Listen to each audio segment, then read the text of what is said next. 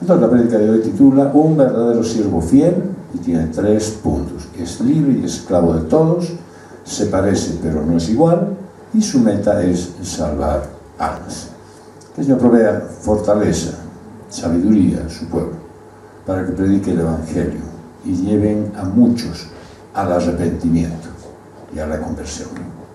Señor, queremos esta mañana darte gracias y encomendar a esa persona por la cual hemos pensado hace un momento, para que tú nos lleves a ella, para que tú nos des la fuerza, la capacidad, la sabiduría, la inteligencia para presentar tu Evangelio, Señor.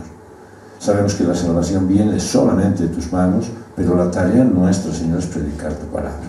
Y queremos hacerlo hoy, de manera clara, pensando en esa persona en la cual tú has puesto en nuestra mente. Y queremos, Señor, que tú obres en nuestras vidas, dándonos la capacidad de ser fieles al llamado que tú nos has hecho. Y encomendamos esta prédica también, Señor, porque al siervo que tú has elegido, imperfecto como es, Señor, tú lo puedes guiar a que exprese solamente tus palabras, tus ideas, y que sea de bendición esta enseñanza a nuestra vida. Te lo pedimos en el nombre de Jesús. Amén. El siervo fiel es libre y esclavo de todos. Dice 1 Corintios 9, verso 19. Porque aunque soy libre de todos me he hecho esclavo para ganar al mayor número posible. Bueno, aquí Pablo retoma el tema de la libertad, porque en su tiempo existían 2 clases sociales bien definidas. Eran los esclavos y los libres. Y Pablo, por ser ciudadano romano, era un hombre libre y no estaba sujeto a ningún tipo de servidumbre. Pero en ese tiempo era inaceptable que un hombre libre trabajara con sus propias manos. Eso es algo que ustedes han escuchado en la prédica del anterior domingo. ¿Por qué? Porque esa tarea era exclusiva de los esclavos. Pero, entonces, por amor a la iglesia y para no poner obstáculos a su predicación, el apóstol decidió renunciar a su derecho de recibir un reconocimiento económico y trabajar por su propio sustento. ¿Y cómo iba a hacerlo? Haciendo carpas, es decir, trabajando con las manos. Entonces, a pesar de que hay ciertas normas, ciertas reglas, ciertas condiciones, digamos, que ofrece la sociedad, los cristianos tenemos que ver que en esa libertad que tenemos, obremos de la manera más apropiada para no ser piedra de tropiezo, pero además ser de edificación para los demás. Entonces, en vez de obrar como un hombre libre, decidió hacerse servidor de la iglesia. Y lo dice, aunque soy libre de todos me he hecho esclavo. Entonces el apóstol cumple con el ejemplo que Jesús dio a sus discípulos, de ser cada uno el servidor de todos. Y en Mateo 20, 25 al 28, que es uno de los versículos que más me ha llamado la atención, por cuanto no se puede aplicar a nuestra situación actual, ¿no es cierto?, con cabalidad, porque no tenemos ahora esclavos, ni tenemos tampoco razones por las cuales uno de nuestros esclavos tendría que lavarle los pies a alguien. Y eso es una mera situación de costumbre, de hábito del tiempo, porque no había mesas y todos comían reclinados. Y pues muy cerca de donde está la cabeza del de al lado podían estar mis pies. Y si, de hecho, mis pies no estaban higiénicamente tratados, podría ser incómodo para el que está a mi lado. Por lo tanto, había un sirviente que hacía la tarea de cumplir para darle comodidad a los que estaban allí. Algunos decían que era así para darles alivio y para que tengan, no sé, mejor condición después de haber caminado mucho. Probablemente, pero la situación real es que eso motivaba a que cada uno pueda sentirse cómodo y tranquilo y comer en paz sin pensar que está de repente incomodando con olores no deseables a su compañero de acción en la comida. ¿Ya? Entonces, el Evangelio de Mateo dice en el capítulo 20, 25 al 28, pero Jesús, llamándolos junto a él, dijo: ustedes saben que los gobernantes de los gentiles se enseñorean de ellos y que los grandes ejercen autoridad sobre ellos. No ha de ser así entre ustedes, sino que el que de entre ustedes quiera llegar a ser grande será su servidor. Y el que entre ustedes quiera ser el primero será su siervo. Así como el Hijo del Hombre no vino para ser servido, sino para servir y para dar su vida en rescate por muchos. Les estaba dando un ejemplo. Les estaba mostrando cuál es la actitud correcta de una persona. Y como servidor de todos, Pablo también sabía que ganaría más fácilmente la confianza de la gente para que escuchen el mensaje del Evangelio. Es decir, si ustedes se dan cuenta, podrían haber dos posiciones muy claras. Yo voy e impongo. Digamos, nuestro hermano Tito podría ir y decir a la clase, a partir del próximo día que tengamos que encontrarnos, traigan un libro que se llama Biblia. Y yo les voy a decir qué vamos a hacer. E imponer su autoridad para hacerles leer la Biblia. O la otra opción, y la que propone el Señor Jesús, es que el mismo hermano Tito, pues se da la tarea de hablar uno, con aquellos que están proclives a esto, y él les expone el Evangelio. Es decir, un catedrático baja a un nivel inferior que el alumno, inclusive, para poderles explicar la palabra. ¿Cuál será más provechoso? ¿Cuál será más efectivo? Siempre lo que hace Jesús es lo que tiene más éxito. Y entonces Pablo, como no estaba atado a ninguna cultura, ninguna tradición y ninguna costumbre, y por no tener limitaciones ni religiosas ni sociales, él podría adaptarse a cualquier situación y alcanzar a más personas para Cristo.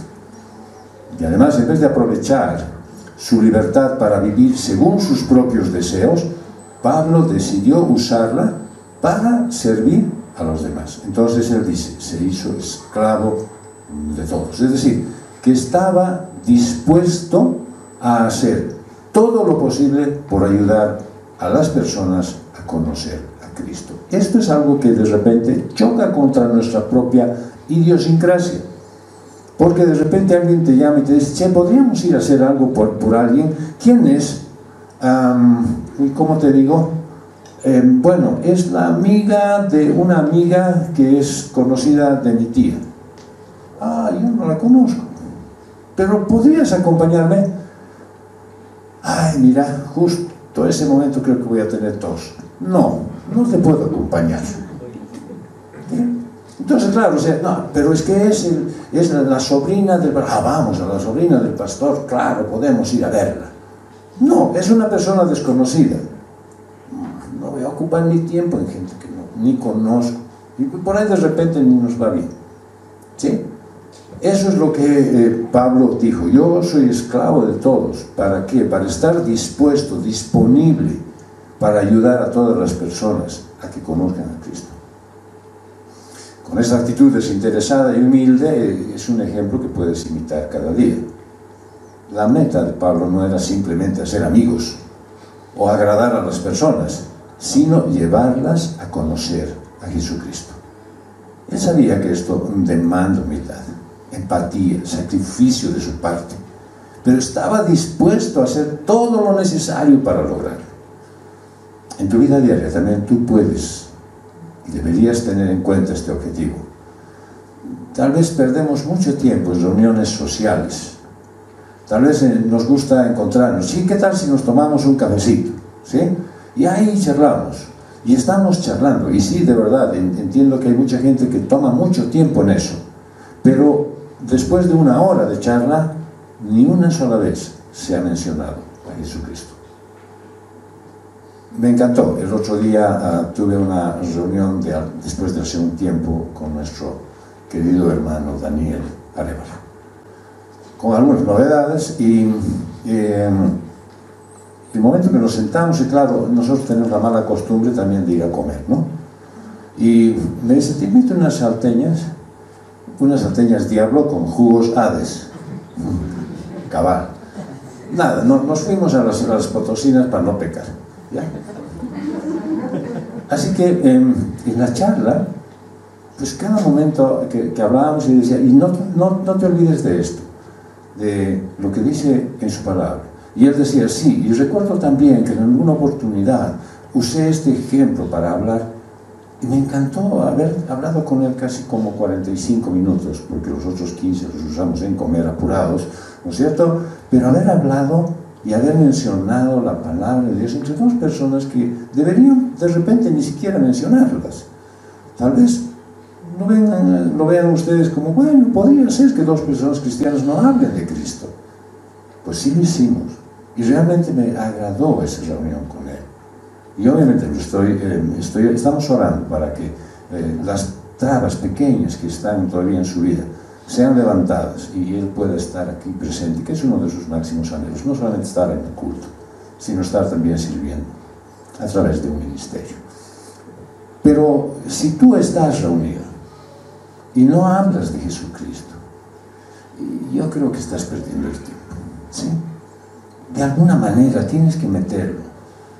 Claro, tienes que ser sabio para no meter forzadamente, sino hacer las cosas que sean fluidas y se den cuenta. Si alguien de repente dice, sí, no sé qué hacer, qué profesión estudiar, abrir la Biblia. No puedes, o sea, no, está bien, es un buen consejo, pero ¿dónde va a encontrar qué profesión estudiar? ¿Sí? Entonces podrás usar tú algún pasaje que ha tocado tu vida para decirle, ¿qué tal si piensas en esto? Así lo hizo Jesucristo, o así hizo Pablo, o de repente David. ¿Por qué no usas este ejemplo para tu vida? Todo esto Pablo lo tenía como una estrategia para ganar al mayor número posible, dice él, ¿no? Y ese es que hay necesidad de pensar que el principio, o por lo menos uno de los principios de la misericordia, es pensar en los perdidos. Ahora, ¿cómo puedes aplicar este versículo a tu vida? Pues en vez de enfocarte en tus necesidades y deseos, mira cómo puedes servir a los demás y compartir el amor de Dios con ellos. Hay algo que es magnífico en Mateo 25, 31 al 40. Pero cuando el Hijo del Hombre venga en su gloria y todos los ángeles con él, entonces él se sentará en el trono de su gloria y serán reunidas delante de él todas las naciones y separará a unos de otros, como el pastor separa las ovejas de los cabritos, y pondrá las ovejas a su derecha, los cabritos a su izquierda. Entonces el rey dirá a los de su derecha, vengan benditos de mi Padre, hereden el reino preparado para ustedes desde la fundación del mundo, porque tuve hambre y ustedes me dieron de comer, tuve sed y me dieron de beber, fui extranjero y me recibieron, estaba desnudo y me vistieron, enfermo y me visitaron, en la cárcel y vinieron a mí. Entonces los justos responderán diciendo, Señor, ¿cuándo te vimos hambriento y te dimos de comer, o sediento y te dimos de beber? ¿Y cuándo te vimos como extranjero y te recibimos, o desnudo y te vestimos? ¿O cuándo te vimos enfermo o en la cárcel y vinimos a ti? El rey responderá, en verdad les digo que en cuanto lo hicieron a uno de estos hermanos míos, aún los más pequeños, a mí lo hicieron. Yo quiero preguntarte, querido hermano, querida hermana, ¿cuándo ha sido la última vez que has hecho algo de esto? ¿Cuándo has dedicado un poquito de tu tiempo a atender una de estas cosas de las que habla el Señor Jesús? Debes estar abierto a otras condiciones, tradiciones, formas de pensar, oír las necesidades de las personas y ofrecer tu ayuda sin interés. Es vital recordar que tu objetivo final es llevar personas a Cristo. En vez de tratar de agradar a todos, enfócate en tu propósito como cristiano y busca las maneras de compartirles el Evangelio. Esto implica, pues, hablar de tu fe, invitar personas a la iglesia, vivir de una manera que tu vida refleje la verdad del Evangelio. Este versículo muestra la importancia de ser servicial y humilde en tu vida diaria.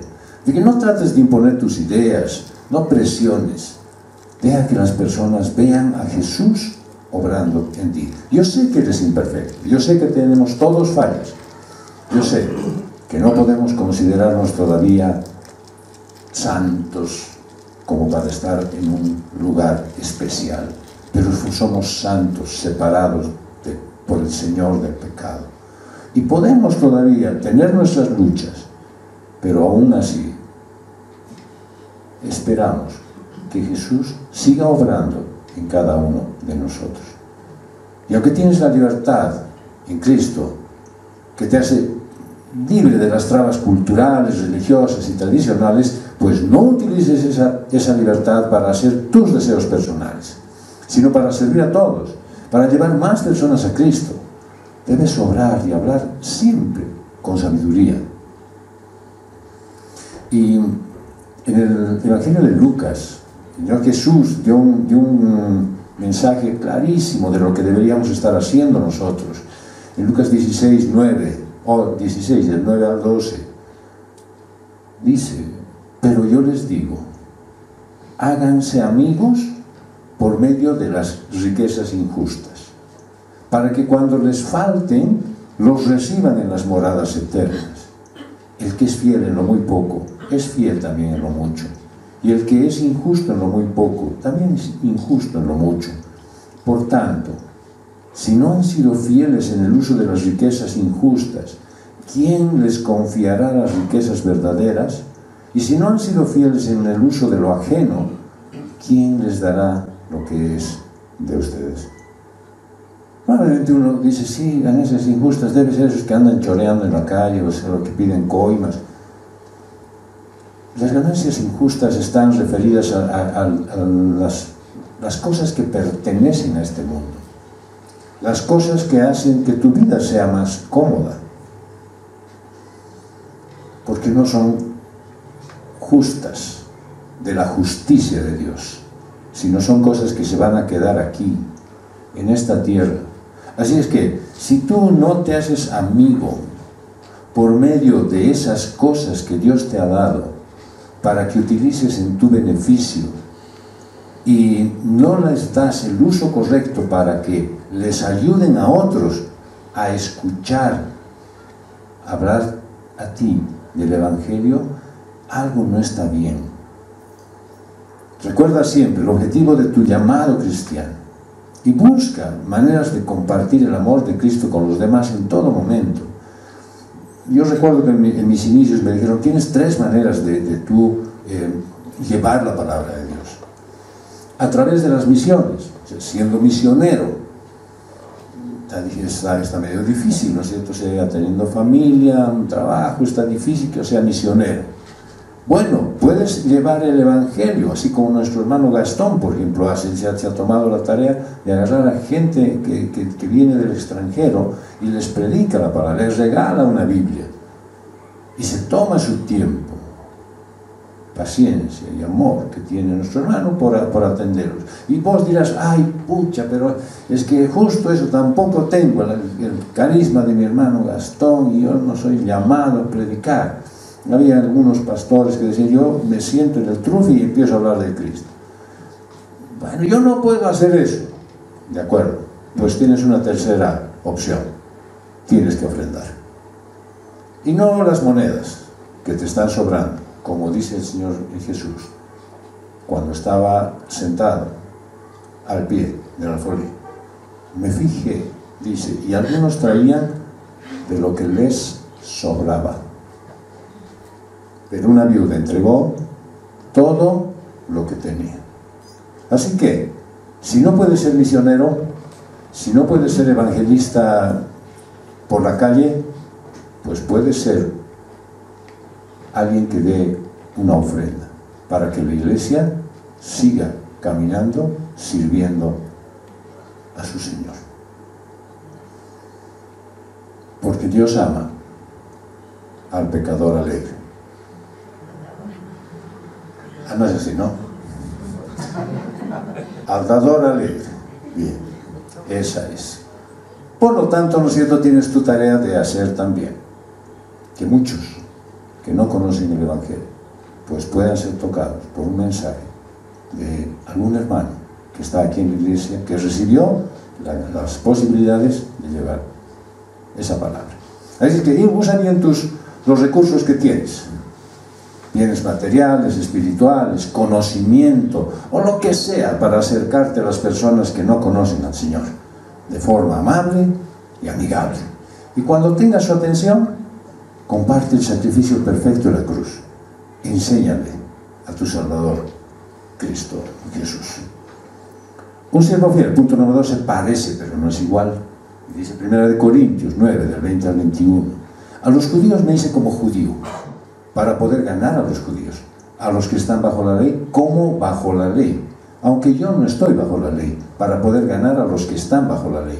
A los que están sin ley, como sin ley. Aunque no estoy sin la ley de Dios, sino bajo la ley de Cristo, para poder ganar a los que están sin ley. Entonces el apóstol vuelve a explicar cómo él renuncia a su libertad de la ley, según la gracia que recibió, y se aferra a ella para ganar a los judíos para Cristo. Pablo, todos sabemos, de nacimiento era un verdadero judío y estaba sujeto a la ley, pero al conocer la gracia de Cristo, su perspectiva cambió y se convirtió en un gran defensor de la salvación por gracia, sin que participen las obras de la ley. Y se los dijo a los Gálatas: nosotros somos judíos de nacimiento y no pecadores de entre los gentiles. Sin embargo, sabiendo que el hombre no es justificado por las obras de la ley, sino mediante la fe en Cristo Jesús, también nosotros hemos creído en Cristo Jesús para que seamos justificados por la fe en Cristo y no por las obras de la ley, puesto que por las obras de la ley nadie será justificado. Entonces, sin embargo, Pablo estaba dispuesto a cumplir con los requisitos de la ley, con tal de ganar la confianza de los judíos y de testificarles el mensaje del Evangelio. Y por eso dice, me hice como judío. No dice, me hice un judío, ¿sí? Como si fuera.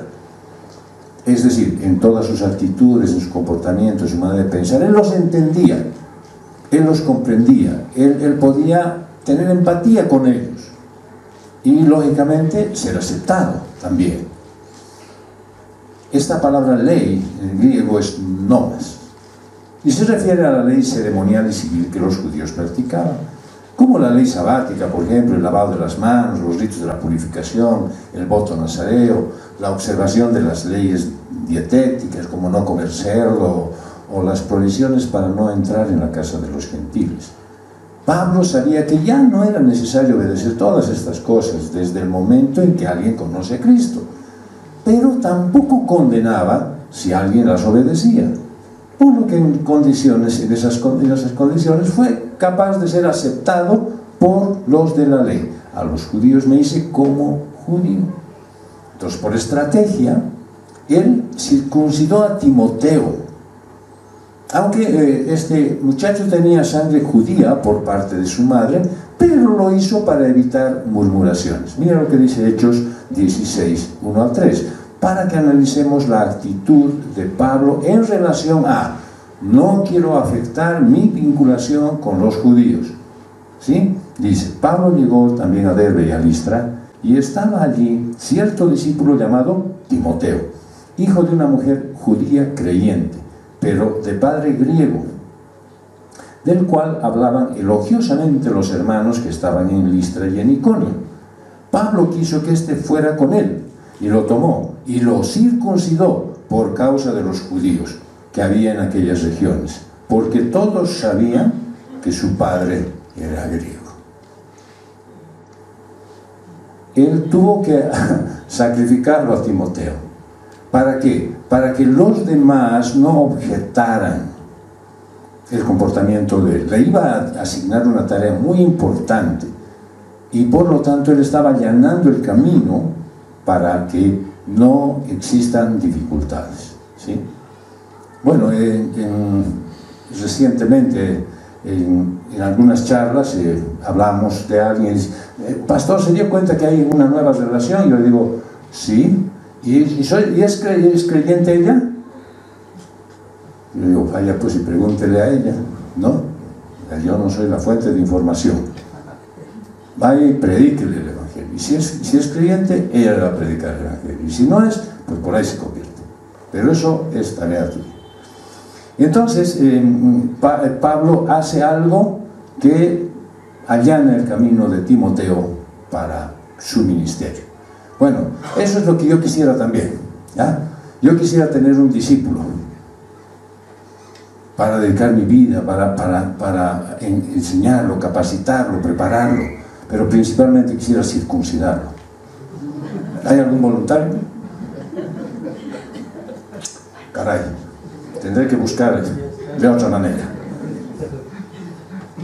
Bueno, Pablo no quería ser estorbo con los judíos, entonces aceptó el consejo de Santiago y el de los ancianos de la iglesia de Jerusalén para participar en una ceremonia de purificación y pagarles el rito a 4 varones. En Hechos 21, 23, dice, 23 y 24, por tanto, haz esto que te decimos. Tenemos 4 hombres que han hecho un voto.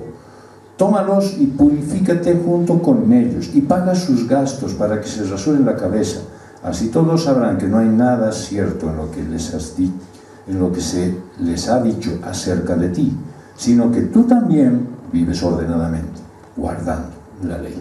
Estaba él cumpliendo un rito ceremonial y participaba, y aún pagando el costo que significaba la rasurada de estos hombres para poder ser menos estorbo posible. Y también hizo un voto nazareo en Hechos 18, dice que, porque él en Corinto quiso expresar su agradecimiento a Dios. En Hechos 18 dice, Pablo, después de quedarse muchos días más, se despidió de los hermanos y se embarcó hacia Siria, y con él iban Priscila y Aquila, y en Cencrea se hizo cortar el cabello porque tenía un voto. Todo esto hacía Pablo para ganar la confianza de los judíos y para poderles testificar del amor de Cristo y así ganar sus almas para Dios. Así es que si te das cuenta tú, ¿no es cierto?, por ahí de repente tú quieres, y por hacerlo bien, de repente entras a un grupo, y yo podría ir de repente a mi próxima reunión de exalumnos de colegio y decir, hola pecadores, ¿cómo están? Perdidos, casi en la puerta del infierno, ¿cómo les va a ustedes? O podré acercarme con amor, qué gusto verlos después de tanto tiempo, qué lindo, no han cambiado nada, siguen siendo pecadores. Tengo que encontrar maneras para poderles abrir el sentido de decir, a ver, ¿y por qué me dices pecado? Bueno, y entonces hablar, ¿sí?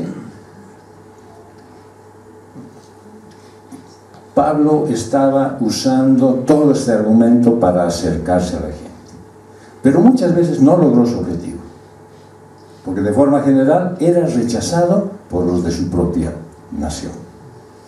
Entonces el apóstol da otro ejemplo de cómo usar su libertad y su conocimiento de las Escrituras para acercarse a quienes, a los que están sin ley. Y a los que están sin ley, ¿cómo? Sin ley, dice. Esa palabra, sin ley, en el griego es anomos. Se traduce para referirse a los gentiles. Y el ministerio de Pablo se enfocó en ellos y se ganó el título de apóstol de los gentiles. Mira lo que dice Romanos 11:13. Pero a ustedes hablo, gentiles. Entonces, puesto que yo soy el apóstol de los gentiles, honro mi ministerio. Y dice que se comporta ante ellos como si estuviera sin ley. Es decir, habla de la ley ceremonial y civil, no la ley moral.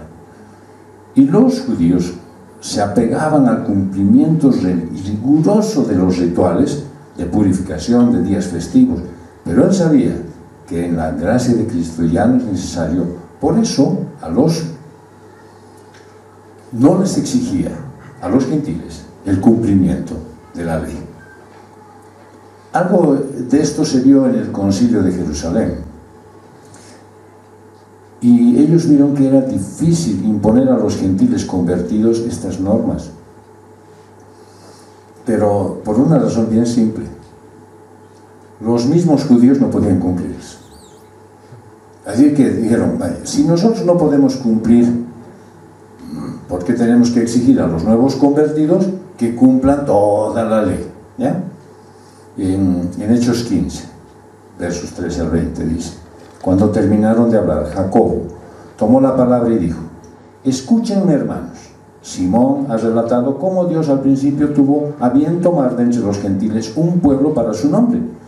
Y con esto concuerdan las palabras de los profetas, tal como está escrito: después de esto volveré y reedificaré el tabernáculo de David que ha caído, y reedificaré sus ruinas, y lo levantaré de nuevo, para que el resto de los hombres busque al Señor, y todos los gentiles que son llamados por mi nombre, dice el Señor, que hace saber todo esto desde tiempos antiguos. Por tanto, yo opino, dice Santiago, que no debemos molestar a los que de entre los gentiles se convierten a Dios, sino que les escribamos que se abstengan de cosas contaminadas por los ídolos, de fornicación, de lo estrangulado y de sangre.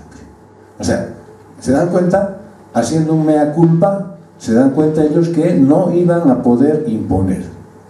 Eso es algo que tú debes tomar en cuenta en tu propio ministerio, mi querido hermano.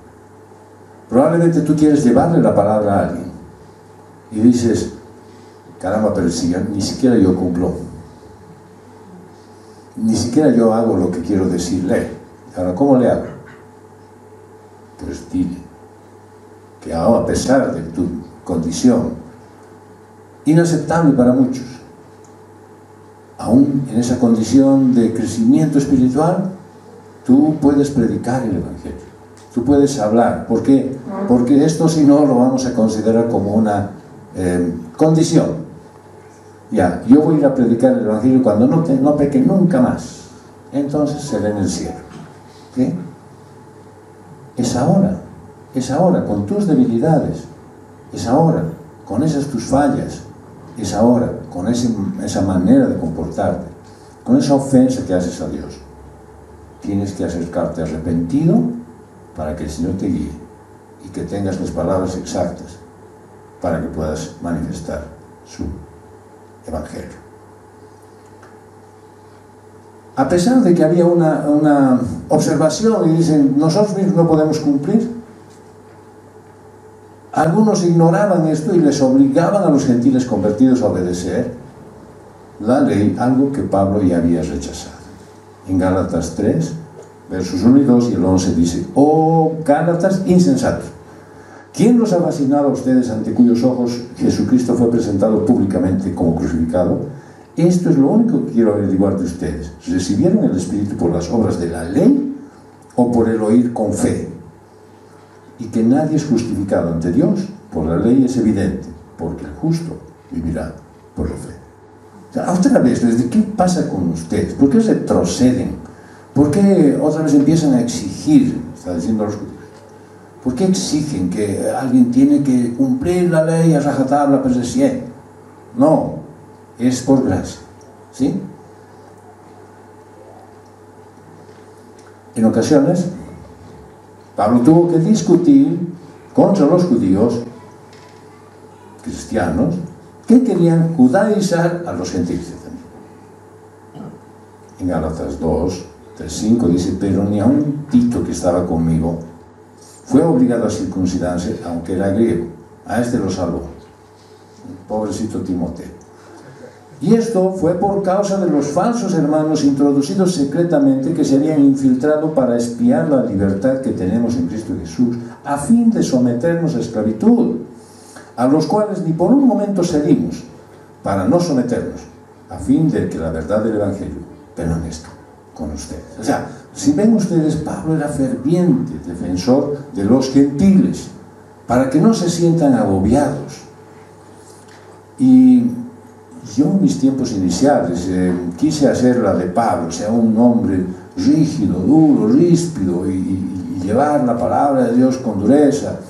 Y me decían, hermano, por favor, no puedes expresarte de esa manera con los paganos, porque ellos están sufriendo en este momento su condición de apartados de Dios. Y vos vas y encima y los pisoteas, haciéndoles decir, ya tienen que hacer ese pecado, ¿qué les parece? ¿Qué pasa con ustedes que están condenados al infierno? Que van a... Y me dicen, ten amor por ellos. Eso es lo mismo que les estaba reclamando Pablo a estos judíos que se habían convertido en cristianismo.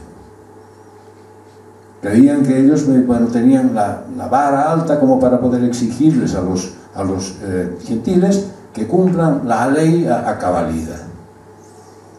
Y es más, en algún momento Pablo se tuvo que enfrentar con Pedro y los reprendió por su testimonio entre los gentiles, porque su comportamiento era confuso. En Gálatas 2, 11 al 14 dice, pero cuando Pedro vino a Antioquía, me opuse a él cara a cara, porque él era digno de ser censurado. Porque antes de venir algunos de parte de Jacob, él comía con los gentiles. Pero cuando ellos vinieron, Pedro empezó a retraerse y apartarse, porque temía a los de la circuncisión. Y el resto de los judíos se le unió en su hipocresía, de tal manera que aún Bernabé fue arrastrado por la hipocresía de ellos. Pero cuando vi que no andaban con rectitud en cuanto a la verdad del Evangelio, dije a Pedro delante de todos, si tú, siendo judío, vives como los gentiles y no como los judíos, ¿por qué obligas a los gentiles a vivir como judíos? Nosotros queremos exigirles a los que no conocen a Cristo que vivan como cristianos, simple y llanamente porque les hemos hablado una vez en el almuerzo, o porque han orado juntamente conmigo. No puedes esperar que alguien que no es cristiano viva como tal. Pero tampoco lo puedes dejar en su penumbra y decir, perfecto, se perderá por su cuenta. Tienes que ir hacia su vida. Tienes que hablarle con la misma firmeza con que habló Pablo. Y tienes que hacerle notar su error. Hay muchos que están en las iglesias y que no quieren tomar los cursos de discipulado inicial, no quieren escuchar a nadie, van simplemente a las reuniones y están cómodos ahí, pero los vemos, pero su mente no sé dónde está. Y están ahí, sentaditos, cuando llega la hora de comida, y claro, ahora sí, que hay que comer, y están aptos para eso. Pero jamás se los ve bien viviendo como cristianos. Y claro, obviamente nosotros cometemos el error dentro de la iglesia para decirles hermanos. ¿Sí? Deberíamos nosotros hablar claramente con ellos, ¿ya?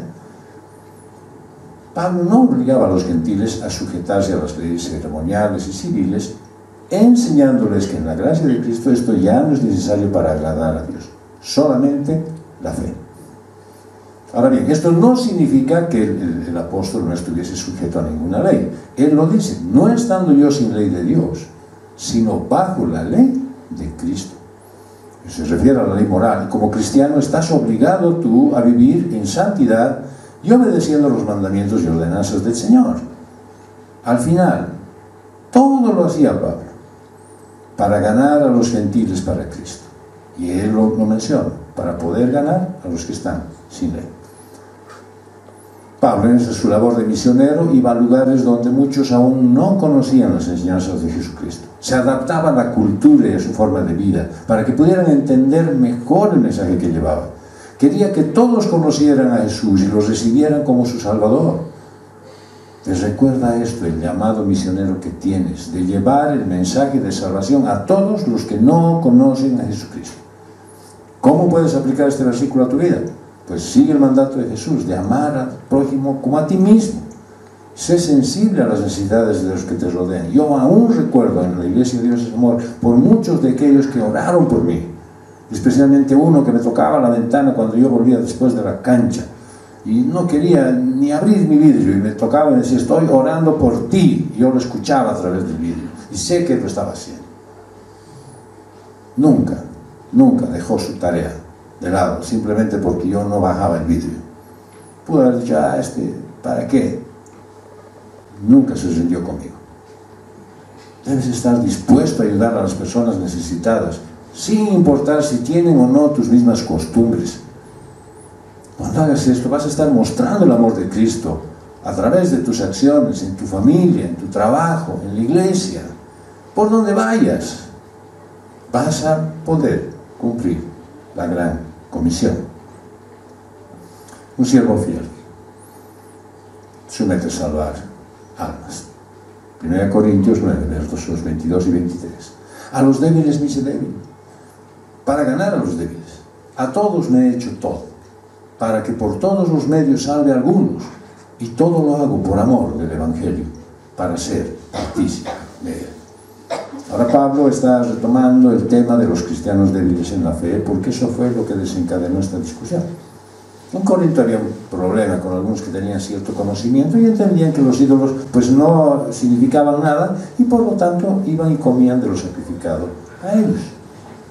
El problema es que no todos tenían ese conocimiento y cuando observaban comer de lo sacrificado a los ídolos, su débil conciencia se perturbaba y en ocasiones pues tropezaban de la fe, lo cual era muy grave. Esto ya hemos explicado que no se queda solamente en el hecho de la comida, ¿cierto? Sino que de repente algún creyente nuevo mira a alguien y dice, ¿por qué hace eso? ¿Por qué? No sé, lo que observe, ¿ya? Lo que observe. ¿Por qué? Si él es creyente maduro, ¿por qué hace eso? Eso es lo que está pasando. Y entonces el creyente inmaduro tropezará en la fe. Si es el tema de disciplina, si es el tema de horario, si es el tema de participación en la iglesia, si se trata de las ofrendas, si se trata de cualquier cosa. Si alguien que no es fuerte en la fe te escucha a ti, que eres fuerte en la fe, hablando de algo que debería ser ya muy sabido para ti, debería ser corriente en tu vida, y dices, no, yo no hago eso. ¿Por qué no haces eso, pero? Porque tengo mis otras preferencias. Entonces, tú le estarás generando un tropiezo a alguien que está queriendo aprender lo que es la vida cristiana. Y dirá entonces, ¿hago o no hago? Si mi hermano maduro no hace, ¿por qué yo tengo que hacerlo? Se trate del tema que se trate, ¿eh? Obviamente el apóstol estaba en el grupo de los fuertes, pero con discreción evitaba comer de los sacrificados a los ídolos para no trastornar la conciencia de los débiles, y de allí dice, a los débiles me hice débil, para ganar a los débiles. Entre sus mandatos insiste que los cristianos fuertes tengan consideración de sus hermanos débiles. Y les manda una carta a los romanos, en el capítulo 14, versos 1 al 7. Acepten al que es débil en la fe, pero no para juzgar sus opiniones. Uno tiene fe en que puede comer de todo, pero el que es débil solo come legumbres. El que come no desprecia al que no come, y el que no come no juzgue al que come, porque Dios lo ha aceptado. ¿Quién eres tú para juzgar al criado de otro? Para su propio amo está en pie o cae. En pie se mantendrá porque poderoso es el Señor para sostenerlo en pie. Uno juzgue que un día es superior a otro, otro juzgue iguales todos los días. Cada cual esté plenamente convencido según su propio sentir. El que guarda cierto día, para el Señor lo guarda. El que come, para el Señor come, pues da gracias a Dios. Y el que no come, para el Señor se abstiene y da gracias a Dios. Porque ninguno de nosotros vive para sí mismo, y ninguno muere para sí mismo. Así es que no se haga una contienda con cosas de que sí, yo debería, yo podría, yo te tendría, sino basarse en lo que dice expresamente la Escritura, sin modificaciones, sin adecuaciones, sin poner condiciones. Y Pablo se extiende un poquito más en su temática referente a los fuertes y a los débiles en la fe, y exhorta a los que están firmes a recibir a los débiles con mucho cuidado para evitar discusiones por la práctica. Muchas veces se hacen cosas que no son determinantes para la salvación del alma. Y es probable que se dirija a los que se habían desligado por completo de la ley ceremonial que esa enseñaban los judaizantes todavía. El punto radica en no entrar en discusiones por temas de dietas u observancia de días especiales. Al final, cada uno debe estar plenamente convencido si lo que hace o no hace es para el Señor. Y Él será quien habrá de juzgar cada uno de las obras. Romanos 15, verso 1 dice: así que nosotros, los que somos fuertes, debemos sobrellevar las flaquezas de los débiles y no agradarnos a nosotros mismos. ¿Te das cuenta tú lo importante que es tu tarea, querido hermano, en cuanto a acompañar a alguien en su crecimiento espiritual? No puedes decir, a ver, lo llevaré al discipulado, lo llevaré a la prédica, y que ahí se encarguen el hermano o el pastor. Tú deberías asumir y decir, yo lo veo todavía débil en la fe, todavía está mezclando un poco de su religión anterior con esta nueva creencia, y no lo voy a dejar en ese error, lo voy a acompañar. El fuerte tiene mayor responsabilidad, porque con su conocimiento debe edificar al débil en el amor de Cristo. Y entonces Pablo comparte la forma de cómo su pleno conocimiento de las Escrituras y el amor lo llevaban a manejar su libertad para alcanzar a los perdidos. Dice, a todos me he hecho todo, para que por todos los medios salve a algunos. Con esto el apóstol no dice que él estaba tolerando prácticas mundanas o pecaminosas, sino simplemente opiniones que no arrastraban al infierno. Imagínate si alguien te dice, yo tengo todavía libre albedrío. Condenado al infierno, toma tu ticket. No, habla con él, explicarle, dile, a ver, ¿por qué dices lo que dices? A ver, hazme ver. Sí, no, yo todavía paso por, quiero entrar aquí, me persigue, pero, no, eres un... No, ten paciencia con ellos, ¿sí? Pero Pablo tampoco muestra una actitud hipócrita, porque su único fin era compartir el mensaje del Evangelio. No es decir, sí, te tolero, te aguanto, sí, dale nomás, seguir pecando, pero con más cuidado. No. Él les decía claramente lo que hay que hacer, lo que no se podía hacer. Habían de repente algunas cuestiones teológicas que podrían abrumar la conciencia de los recién convertidos. Por ejemplo, imagínate si viene alguien y te dice, sí, mi papá murió, ¿estará ardiendo en el infierno? ¿No se ha convertido? ¡Oh, está ardiendo! Ya, debe ser ahorita carbón. O sea, hay cosas que tú sabes que son ciertas, pero no las tienes que decir con dureza. No, yo creo que debe ser como ese palo duro. No debe estar ardiendo todavía. Va a demorar. Y no puedes tú poner cuestiones teológicas profundas.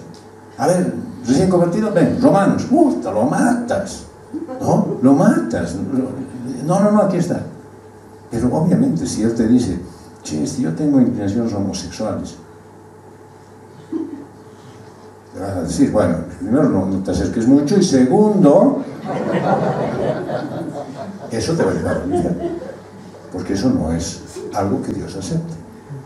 No, pero ¿y por qué? Es que es algo meramente mental, tú te has hecho ideas. De repente queda bien el vestido, pero no es lo lógico, no tienes que hacer, ¿sí? Entonces, puedes tomar las condiciones de la vida cristiana para poder explicarlas bien. ¿Por qué eres fuerte? Porque no te van a hacer caer de la fe. No porque lo abraces a amor sexual, ahora yo estoy perdido. No. Demanda prudencia de tu parte para no poner una barrera entre ellos y Cristo. Porque después la pones la barrera y te vas tú, y él queda perdido. En 2 Timoteo, capítulo 2, verso 10, dice, por tanto, todo lo soporto por amor a los escogidos, para que también ellos obtengan la salvación que está en Cristo Jesús, y con ella, gloria eterna. El Señor dice que conoce a sus hijos desde antes de la fundación del mundo. Así que yo no los conozco, no sé quiénes son, por lo tanto no me voy a oponer a nada si Dios los está llamando, si Dios los está guiando. Yo voy a persistir. Al final el lema de Pablo era: todo lo hago por amor del Evangelio para ser partícipe de él.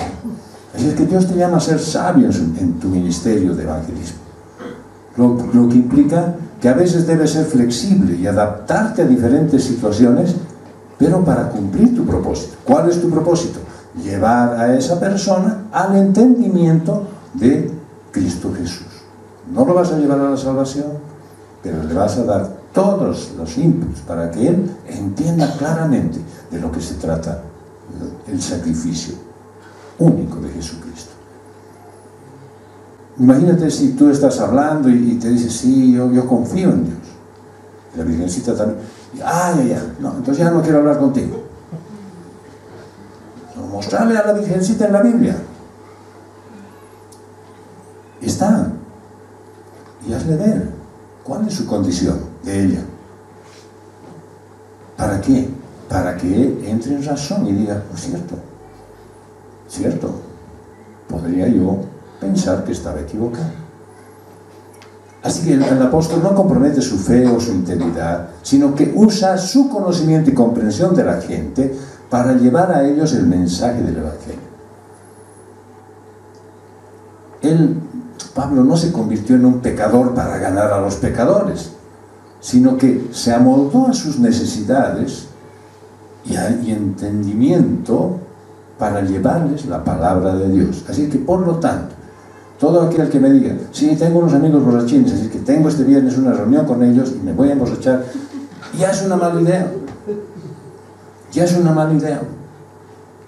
Puedes ir en otro momento, cuando estén de chaque, y ahí se lo sacas de fuera. Debes ser sensible pues al contexto de las personas a las que estás tratando de alcanzar para responder mejor a sus necesidades. Cuando están con la perseguidora, todo aceptan, entonces tú les tienes que achacar el duro. Pero después, en sano juicio, también les tienes que seguir insistiendo, ¿no es cierto? Así no comprometes tu fe, si utilizas todas tus habilidades para llegar a otros con el mensaje del Evangelio. Es que cuando hablas desde diferentes perspectivas, cambias tu enfoque. O de repente encuentras nuevas formas de comunicación. Esta relación debe ser diseñada para llevar el mensaje del Evangelio a cada pecador de manera personal e individual. Y Pablo no perdió de vista que estaba tratando con individuos, incluso cuando esto involucraba su llamado apostólico. Por eso yo soy un poco reticente a creer esas grandes campañas, ¿no?, donde un buen predicador habla y dice: quienes se han convertido, pasen al frente, y pasa un montón de gente. Yo no doy mucha fe a ello, pero sí, a todos aquellos que pasaron, sí habría que ir y tomar control de sus vidas, discipularlos, guiarlos, para ver si verdaderamente no fue un tema emotivo, no fue un tema de convicción general, sino fue algo verdaderamente que Dios obró. Podría ser, no se lo puede negar completamente, pero no, para mí no es una regla. De que alguien: sí, yo me he convertido en la campaña de... Está bien, pero queremos ver ahora si verdaderamente has entendido el mensaje del Evangelio. Por lo tanto, debes seguir el ejemplo del apóstol y aprender a amoldarte a las necesidades y contextos de las personas para que puedas llevar la palabra de Dios a ellos. ¿Sí? Es necesario que haya flexibilidad y adaptabilidad en el ministerio cristiano, porque a veces se necesita un enfoque diferente para alcanzar a las personas. En 1 Timoteo 1, del 15 al 17, dice: palabra fiel y digna de ser aceptada por todos. Cristo Jesús vino al mundo para salvar a los pecadores, entre los cuales yo soy el primero. Sin embargo, por esto hallé misericordia, para que en mí, como el primero, Jesucristo demostrara toda su paciencia, como un ejemplo para los que habrían de creer en Él para vida eterna. Por tanto, el Rey eterno, inmortal, invisible, único Dios, a Él sea honor y gloria por los siglos de los siglos. Amén. Así que en lugar de tratar de hacer que las personas se adapten a ti, tú debes adaptarte a ellas y así poderlas ganar para el Evangelio. Este enfoque, y esto ahorita se me ocurre, decir, sí, yo no debería dejar el fútbol. No, pues la macana es que si yo seguía en el fútbol, seguía lastimando, y obviamente dirían, no, pues ¿para qué queremos empezar a creer en Cristo si igual sigue lastimando, sigue jugando torpe? Entonces mejor ni meter. Puedo gritar desde las gradas, pero tampoco es una buena idea para mí, ¿no es cierto? Porque voy a buscar patitas y los huesitos los voy a tirar a los que están jugando mal. Así es que mejor busco otra área, tal vez en el teatro, tal vez en un concierto, ¿no? Y ahí un poquito más quietito pueda yo hacer algo a favor de ellos, ¿ya? ¿Cómo puedes aplicar esta enseñanza a tu vida?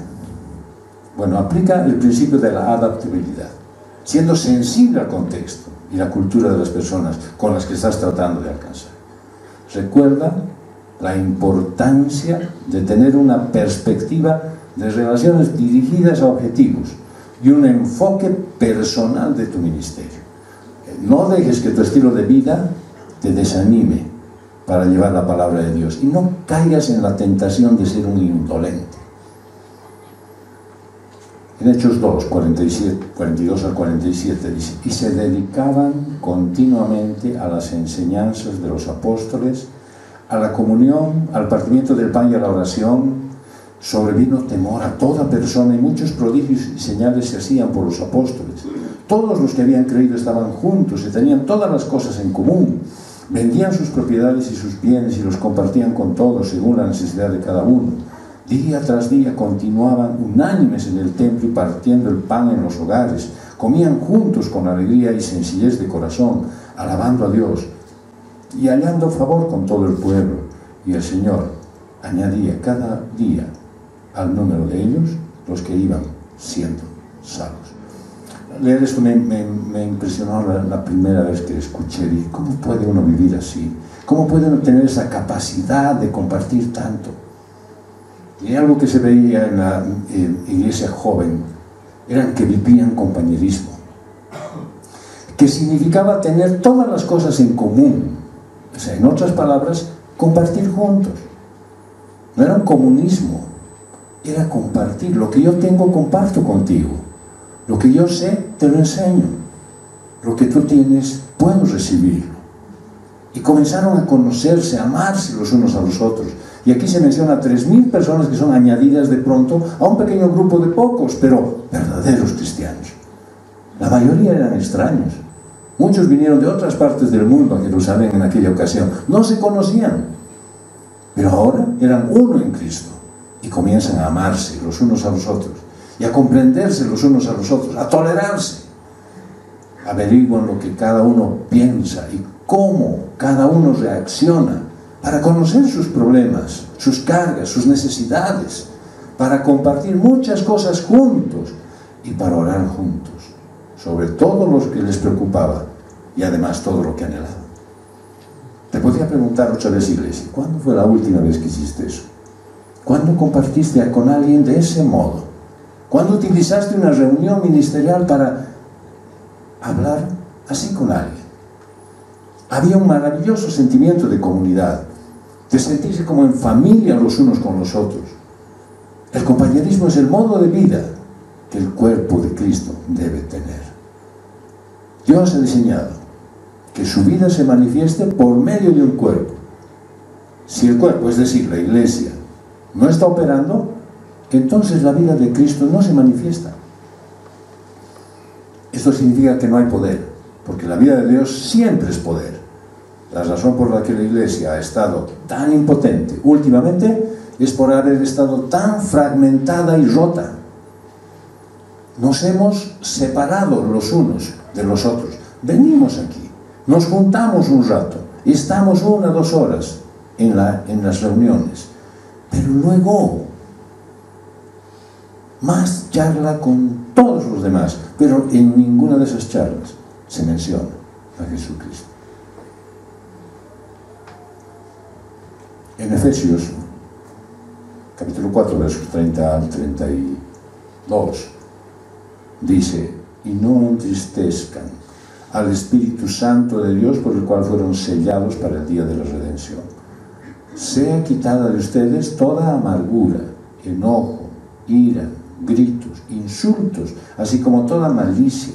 Sean más bien amables unos con otros, misericordiosos, perdonándose unos a otros, así como también Dios los perdonó en Cristo. El apóstol hace aquí una lista de lo que estorba en la vida de la iglesia y que desanima a los incrédulos a acercarse a Jesús. Cuando esto está ocurriendo es porque el Espíritu de Dios está contristado.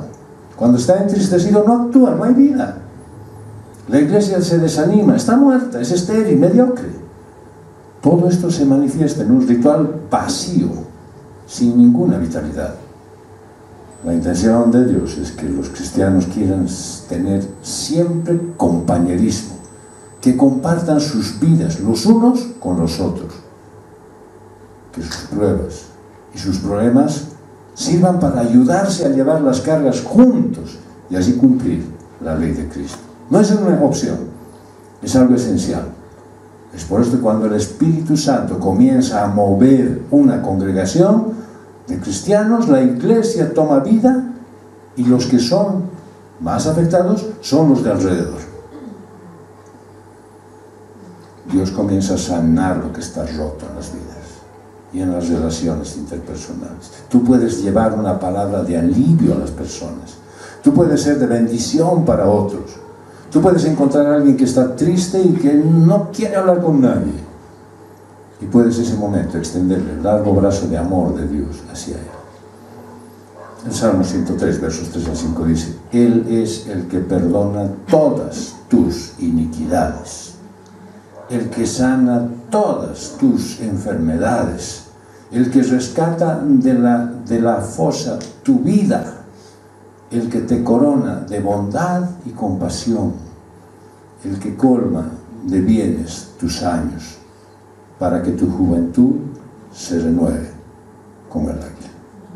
Ese es nuestro Señor. Y es de Él quien tienes que hablar. No es que te va a dar dinero, te va a dar prosperidad, sino Él va a hacer todo para que tú puedas honrarlo a Él con tu vida. Cuando eso sucede, todos pueden reconocer fácilmente la malicia, la ira, la envidia, las frustraciones, los resentimientos. Y esto les ayuda a querer perdonarse mutuamente. ¿Qué es lo que más hay en las iglesias? Rencores, rencillas, miramientos, murmuraciones. ¿Por qué? Porque todavía no estamos viendo lo que el Espíritu de Dios está obrando en nuestras vidas. Entonces la vida de la iglesia fluye de nuevo por el cuerpo del Señor Jesucristo. El sacrificio de Jesús toma sentido en los no creyentes y aceptan ese maravilloso regalo de la vida eterna en Cristo. Vamos a concluir. Una de las cosas más difíciles que tiene el cristianismo es hacerse esclavo de personas autosuficientes y cerradas de mente. Pero el Señor Jesús le dio ejemplo a la iglesia de que esa es la forma contraria a como el mundo obra, y es la manera en que quiere que convivamos con los pecadores. La otra cosa difícil es hacerte como los pecadores, pero sin pecar. Es decir, entenderlos, aceptar su condición para amarlos y no querer que pasen la eternidad en el infierno de fuego. Por eso no debes perder de vista la meta que el Señor ha dado a su iglesia: hacer lo imposible para ganar más vidas para Cristo. Busca las maneras más prácticas, más activas, más amorosas para ganar vidas con el Evangelio. No te distraigas en el activismo ni en el egoísmo. Piensa, ¿cuántos podrían estar eternamente agradecidos? Pero literal, eternamente agradecidos por toda la eternidad de que tú te hayas tomado tiempo para hablarles del Salvador y demostrarles a Cristo en tu vida, que vayas dejando esos moldes y más bien que seas más efectivo con tu testimonio. Que el Señor derrame gracia y misericordia sobre su iglesia, porque es necesario que tomemos acción en lo que Él nos está hablando hoy. Y puedes empezar hoy mismo, antes de que se te pase el impulso, y puedes recordar esa persona en la cual tú has puesto tu mente esta mañana al principio de esta prédica, para de repente mandarle un mensaje, para quién sabe orar por ella, para quién sabe poder decir: Señor, dame la posibilidad de llevar tu palabra. ¿Por qué? Porque solamente en los hijos del Señor se manifiesta la vida de Jesús. Y somos los que estamos llamados a participar en la Santa Cena. Y somos aquellos que encontramos gozo en dar nuestras ofrendas. Lo demás es mera religiosidad. Pero tiene que haber un sentido inicial. Y es que tú debes reconocer lo que está mal en tu vida y ponerlo en manos del Señor para que Él te limpie, para que te lave. ¿Para qué? Para que te presentes a esta celebración, al recordatorio a través de la Santa Cena, dignamente. Te puede tomar poco tiempo, tal vez unos segundos para reconocer lo que está mal, porque tú ya sabes. Porque como dice en 1 Corintios 11, 27 al 29, de manera que el que coma el pan o beba de la copa del Señor indignamente será culpable del cuerpo y de la sangre del Señor. Será culpable de haberlo matado, de haberlo sacrificado. Por tanto, examínese cada uno a sí mismo y entonces coma del pan y beba de la copa. Porque el que come y bebe sin discernir correctamente el cuerpo del Señor come y bebe juicio para sí. Podemos tener unos segundos para recordar que quiero entregarle al Señor como mi mayor pecado, como mi pecado, como eso que me está apartando de Él, como eso que me deja fuera de mi comunión con Él. Puedes orar.